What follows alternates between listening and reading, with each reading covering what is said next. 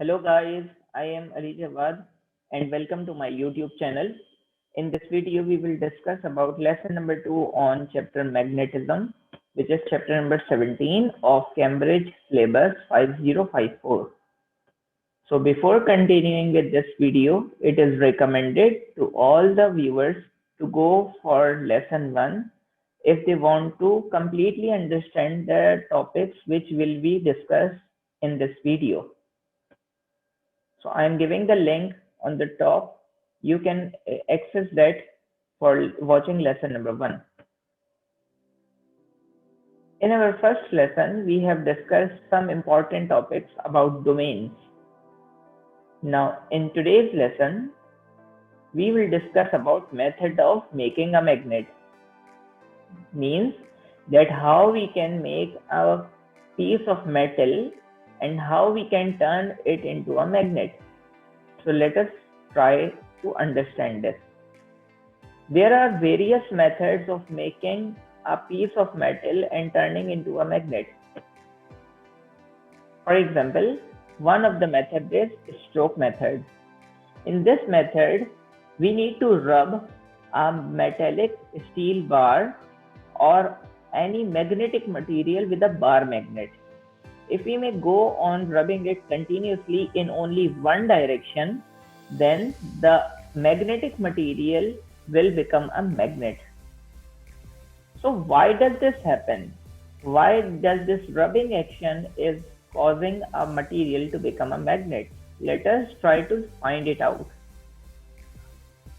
So when we are rubbing a magnet on a piece of metal in one direction, the domains of that metal piece will be unaligned previously.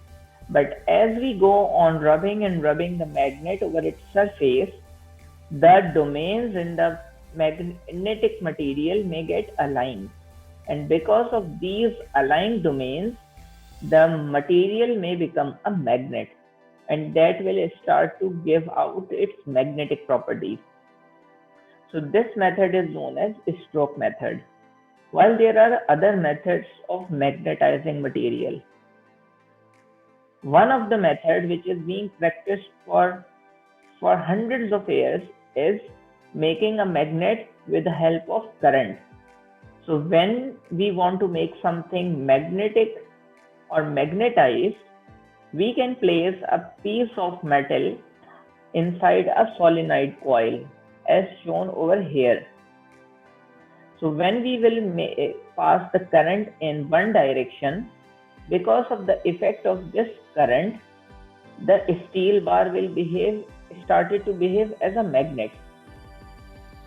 We can also perform this practical at our home by using an iron nail with a battery. So what happens on passing the current? When we pass the current from a material, the domains which were unaligned previously, they get unidirectional. And when the domains are aligned in one direction, the material becomes a magnet and start to give out its magnetic properties. This method is known as electrical method of making a magnet.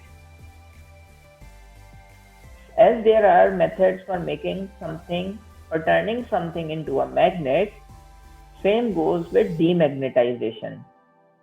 So there are several methods of making a magnet and there are several methods of demagnetizing it.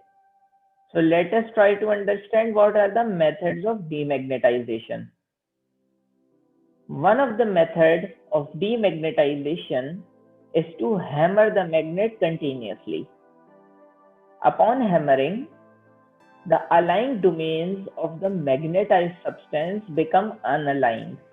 And because of this energy which hammer is imparting to the magnet, the material's domain become unaligned, and again the magnet loses its properties and become a normal piece of metal. Another method of demagnetizing a substance is to heat it. But what actually happens during heating process? When we heat a magnet, the molecules of a substance starts to vibrate vigorously, and that unalign the domains.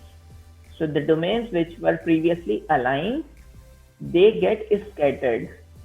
And because of this phenomena, heating can demagnetize a material and can turn a magnet into a simple piece of metal.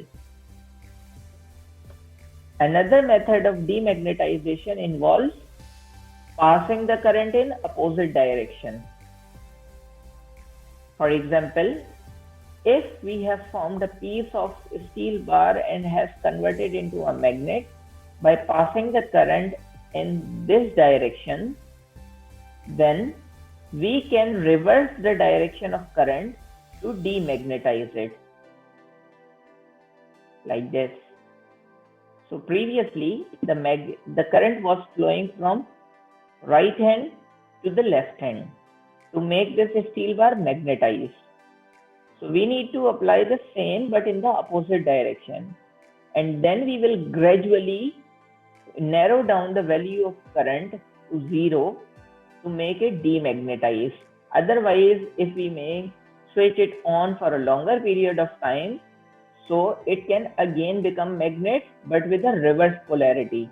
Means if it was the south pole and this was the north pole, let's say, so passing the current for a long period of time in opposite direction will reverse the polarity. So we need to slow down the amount of current with respect to time in this method. This will again disturb the domains and will cause a magnetic material to demagnetize. Another important method of demagnetizing something is to pass alternating current in it. When we pass alternating current, the domains become unaligned, and because of this unalignment of domains, the material will lose its magnetism and become a simple piece of metal. So today we have discussed several methods of magnetization and demagnetization, and how does the domain plays their role in magnetizing or demagnetizing some substances. I hope that you might have enjoyed the video. To stay connected, don't forget to subscribe our channel to watch the latest videos on the same topic. Thank you for watching.